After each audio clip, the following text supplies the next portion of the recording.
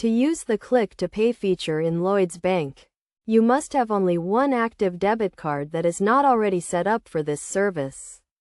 The feature is currently unavailable for credit cards and you must be over 18 to use it.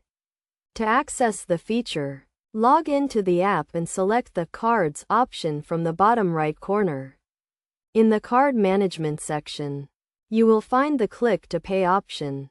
Tap on it and confirm your application when prompted. Review your details. Confirm you understand the privacy notice. And check the terms of service.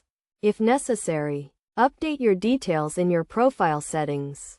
Once you have completed these steps, your card details will be registered with Visa and you will receive a welcome email.